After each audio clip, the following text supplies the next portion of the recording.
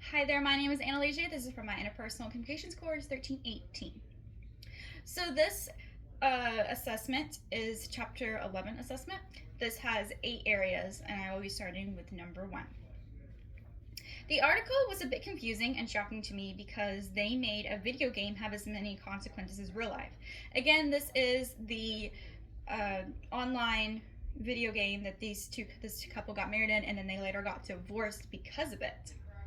When I read the part where they said they held their own wedding in their virtual world, it shocked me. I understand that if you live long enough together, you can be considered common law marriage, but this is different. After reading, I thought of 2 definitions. The first is technology mediated communication. This is the book's definition. The process of exchanging and assigning meaning to necessities that are facilitated by technology channels and applications. So an example of this was because they met in a chat room and got married in the game. So that means that they have only almost talked in the game. So they met in a chat room, so they talked online, and then they again got married in the game. So that means they were very mitigated in their technology. Another thing it made me think of is digital infidelity, the act of secretly exchanging sexual, romantic, and flirtatious messages online with someone who is not your current romantic partner. An example of this is whenever David, so this was the guy, cheated on Amy with an online avatar. That later ended up being what led to the divorce. Area 2. Overall, I think TMC has more of a negative effect on relationships than positive. Technology mitigated communication is giving messages or receiving them over electronic networks and assigning them meaning. This is my own definition. Media ecology perspective completely reshapes how you communicate, behave, and value everyday things. An example that I thought of is about school. So I usually do all my homework online. All of my homework is submitted online and it's usually due online. I also communicate with my professors online because I have a couple other classes that are just solely online that I have to communicate with them. And I usually spend about 3 hours per day doing my homework.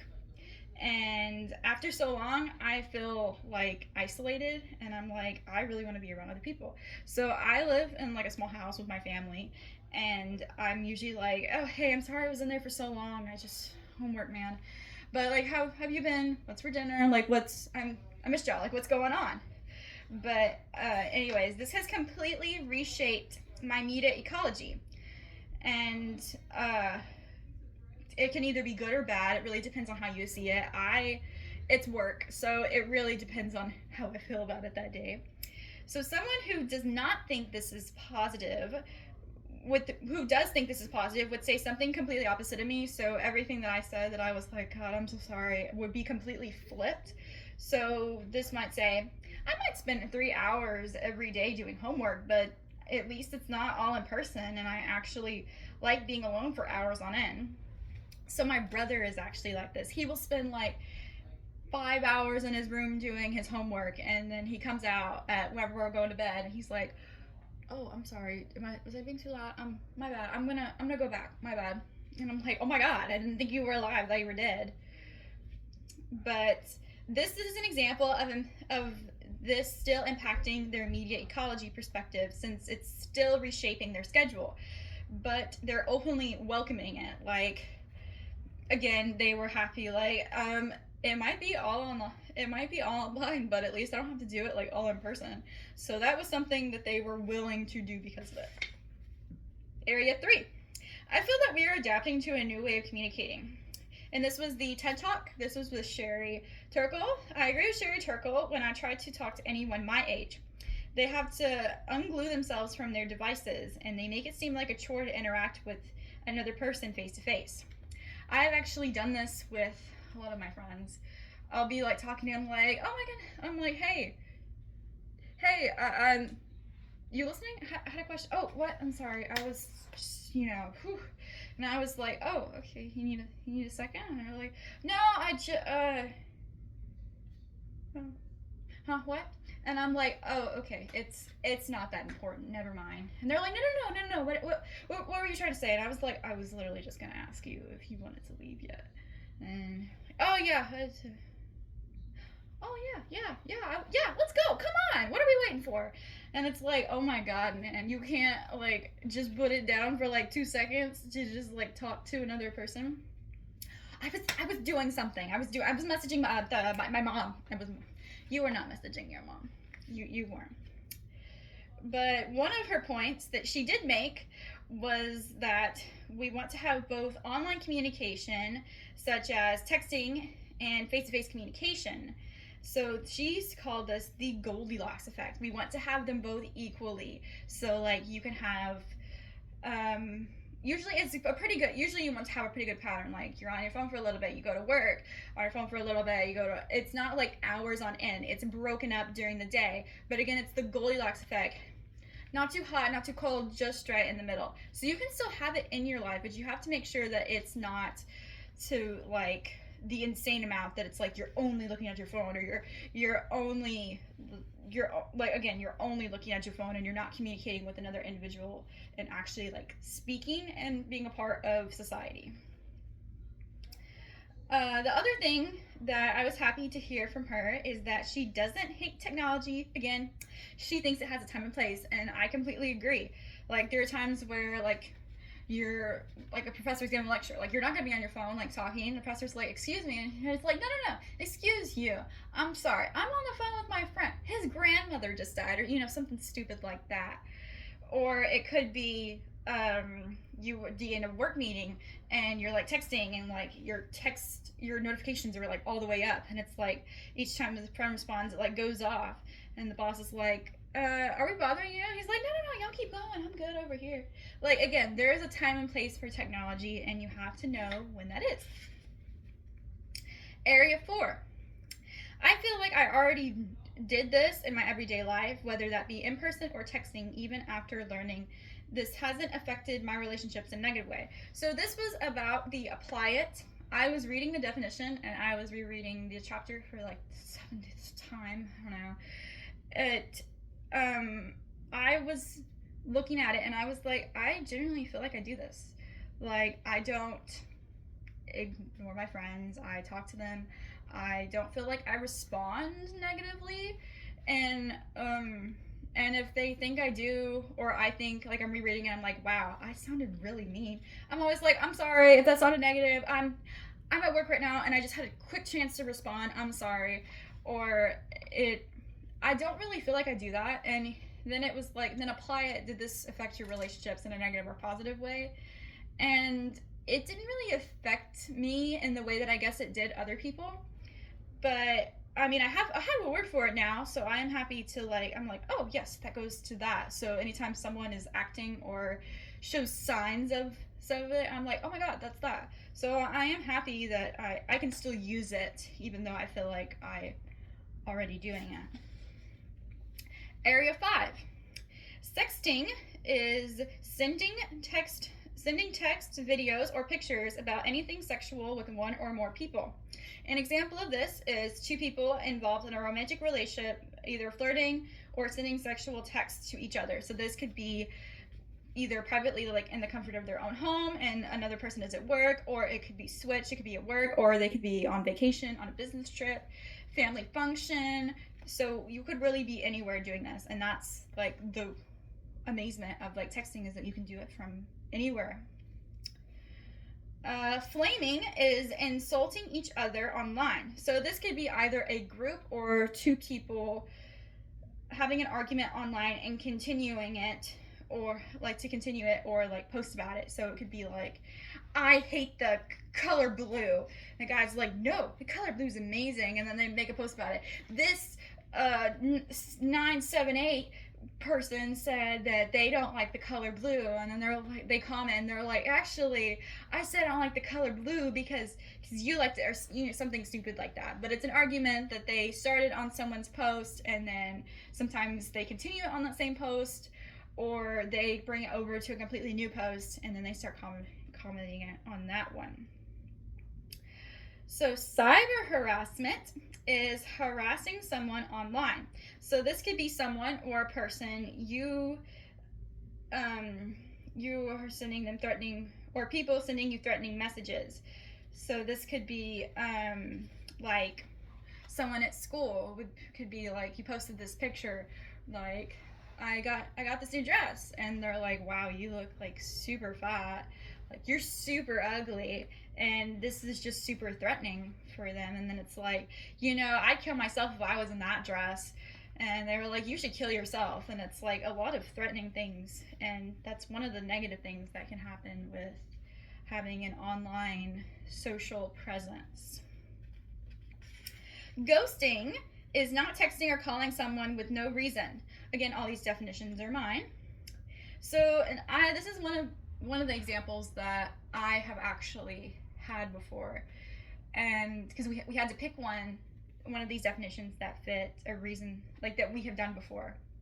So when I was 12, I was completely ghosted by a friend. So we talked in person, we texted online, we FaceTime, like all of the regular things you would do.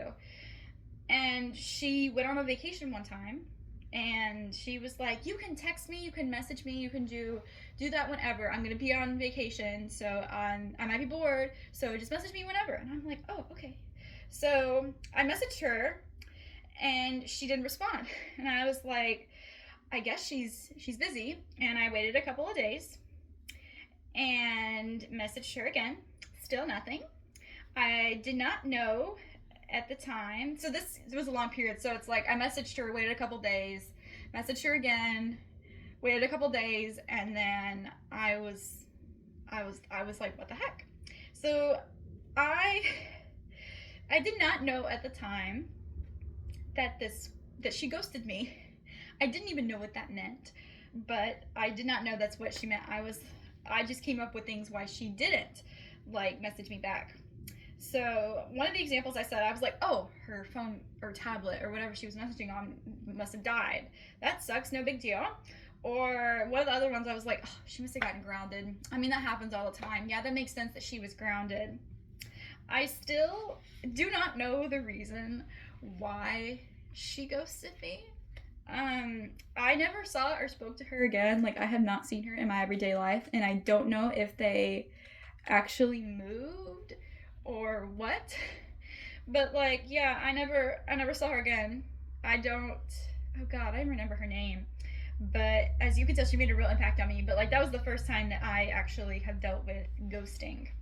And since then, whenever I get a text, I reply like instantly because of her, like making me wait like a couple days. There are times where I go like a day or so without texting, and I'm like, oh my god, I feel so bad. I'm so sorry that I did not message you sooner. And I always feel bad whenever I go longer than that. I'm like, oh my god, I feel so bad. You must think I'm dead or a horrible person. They're like, no, we get it. Life happens. I understand. But anyway, she made me really think about who I wanted as a friend and who I wanted in my life. I mean, we were told she probably changed by now, but I mean, I'm just saying, I'm traumatized at 12. So I was happy to learn that lesson, but I didn't like learning it. I mean, now I can accept it. Like, this was a really good lesson, but of course, right now, I'm like, whenever I was 12, I was like, oh my gosh, why would she do that? Why does she hate me, So catfishing is pretending to be someone you are not. So an example of this would be someone pretending to be a celebrity. They're like, hey, my name is Jennifer Lawrence, and this is me, and they like send you pictures of her and a video or something like that, trying to prove to you that is like they are who they claim to be. So that is catfishing. Area 6. On social media, I'm still pretty clear about what I want in a friend and a partner, and I have a lot of interests, so I can see how someone who doesn't share them could be offended by them. But this wouldn't affect my likeness of getting a job or losing friends. So this was asking about social media. It was asking how my present is on social media and how I am on social media. I, again, just like the card said, I like a lot of interest. You, professor, you can probably tell about what I wear to class. I got bluey, I got anime, I got all that kind of stuff that I wear. And I know it doesn't feel like I have a lot of a wardrobe right now because of my job, because I work with kids, so I usually just wear capris, but I promise I like a lot of other things. But anyway, so all of my friends that I have, of course, you meet in your life every single day people who don't like you. They're just, for some reason, they just don't jive with you, which makes sense. That, I mean, not everyone is meant to be compatible. But all of the friends that I have on social media, they are like my personal, like I know them in real life. I'm like, hey, I want to like keep in touch with you, and then we just follow each other. So I don't think I'm going to lose friends because of something I post. Because like I'm not saying I post like these horrendous things, but I'm like, look at this Lego set that I got, and look at this stuffed animal that I bought the other day, and look at my cute cat. Like, those are the things that I post, and I don't feel like they're harming anyone. I mean, every now and then I put, every Pride Month, I'm like, yay, gay pride and all that kind of stuff. And that's the only thing that probably could offend some people, but not right now, right off the top of my head. I'm not thinking of any that could offend, and all of my friends are completely like fine with that. I usually post, of course, I did just say this about my life and things I'm interested in. But one of the things that I will not post about and do not joke about is whenever it was like, one of the questions was, do you post about bullying someone? I'm like, no. I was bullied in school. This was before I was homeschooled. I was bullied, and I'm not for bullying. Like, I do not joke about it. I don't like it. Nothing in me is like, yes, let's go bully them. Like, nothing in, like, let's go make fun of them. Like, of course you can joke around about that with like siblings, but like other people, like, I'm like, no. Like, let's not do that. Like, that's not nice. Like, you wouldn't want them to do that to you. So that's the one thing that I will not do on social media. I do not bully. I do not even joke about bullying. Like, I'm gonna go bully one of my friends over here. Like, that's not at all what I'm going to do, because I hate that. The other thing that I don't do is I don't really feel like I gloat on social media. Again, I said I post like, look at this Lego set I finished. This jackass took me 6 hours and I'm finally done with it. Thank God. But I don't really post about money. I like at all. Everyone knows I'm a broke college student, so everyone should know that about me by now. But I don't really gloat, and I do sometimes think about posts. I'm like, oh, I guess I shouldn't really post that, because that's just stupid. And it's usually not a stupid picture. It's like my cat just like being like weird and stuff. So I'm like, no, maybe not. Maybe that doesn't need to be posted. And one of the things that I think about a lot is things that I regret posting and stuff like that. But, it'll come around. I believe that my social media would not be the thing. It asked me if I thought, whenever I was getting ready for a job application, that this would kill my chances. And I actually kind of had to think about it. And I was like, I actually don't think it would be my social media. I think it would be the questions that I asked. Like, do you have a union? Is it okay if I organize a union? And like, it would be questions like that, and the way that I talked about asked questions a lot. I think that would be the thing that killed my chances, which isn't bad. And the other thing is, if they're like, yes, these questions are great, and then they're like, actually, it was your social media platform, I'm going to be like, how was that the problem? But like, unionizing and like all the other questions that I had were not the thing that killed me. But again, they should know what they're getting into before they hire me. Area number 7. Number 1, sleep deprivation is when you cannot get the proper amount of sleep for your body. This was my own personal definition. So an example this is from my own personal experience. So I used to watch, this was, God, 5 years ago. I'm still pretty into it. I like anime, and there's some shows that I just binge watched. I was like, I got 7 episodes left. It's 5 o'clock. We're gonna make it through the whole night. So I would make it through the whole night, and then I was like, that show was so great. And then I would find a new show, and then I just kept doing it, and it was a cycle. So then again, sometimes this would be for days, like I said. It was never weeks, but I would be super tired. And of course, I'd be very sleep deprived.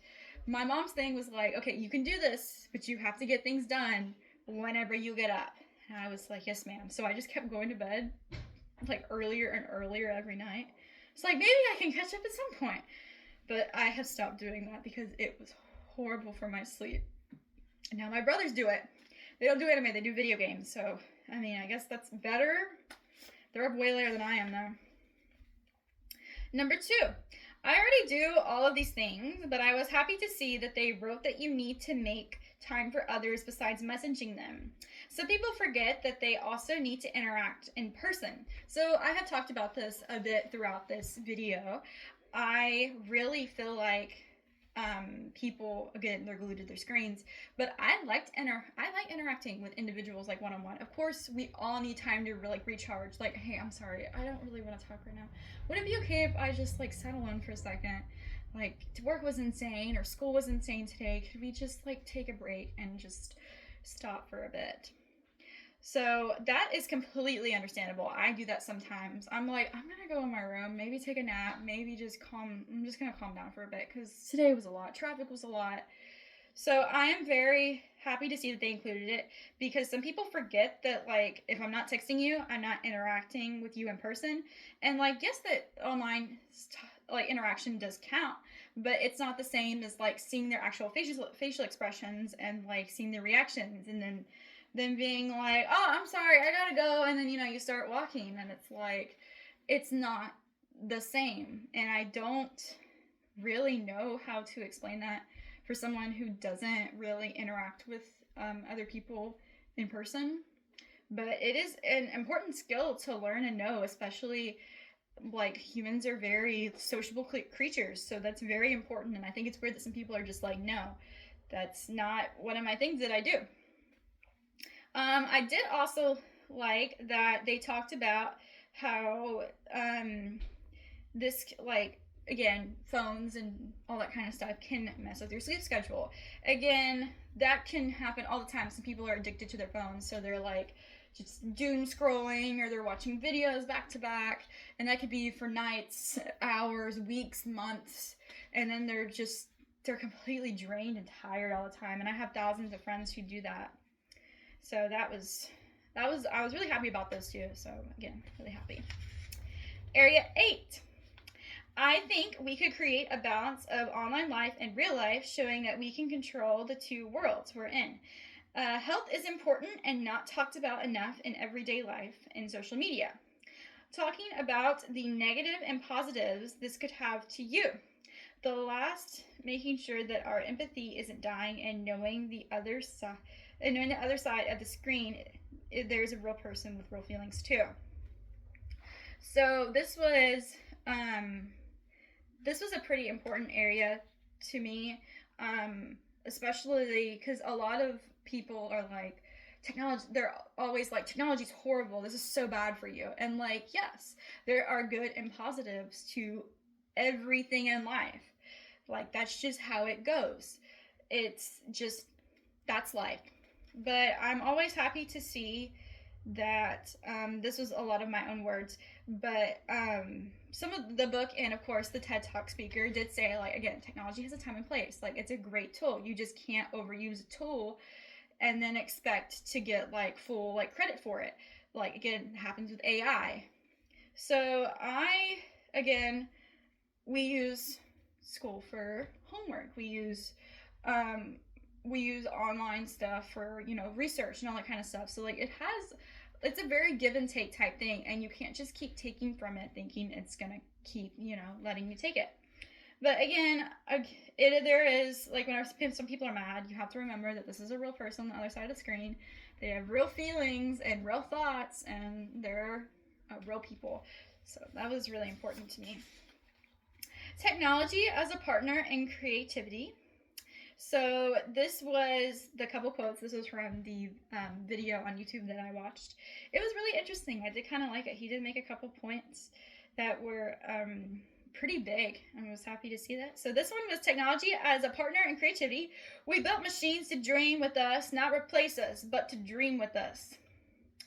So this is platform for justice and voice. Hashtags and movements spark the change. From silence to justice, we arrange. So this is a bride for human connection. So technology doesn't divide us. It bridges the miles. And I FaceTime my family, ain't seen him in a while. So this was I feel like that's really rude for this poor man. So I didn't do it in his voice, but I tried to keep with the beat of him. So these were a couple of things that I would put after each of his things, or just put in a couple of his things, and it was really cool. I didn't notice that in the beginning. I was like, he's kind of doing like one of, the dinna, and then I was like, oh my goodness, he's doing it on a beat that's actually kind of cool. And then there was like a little music in the background, and I was like, this guy's pretty good. But anyway, thank you so much. That was for my Chapter 11 assessment, and this was for my Interpersonal Communications course 1318.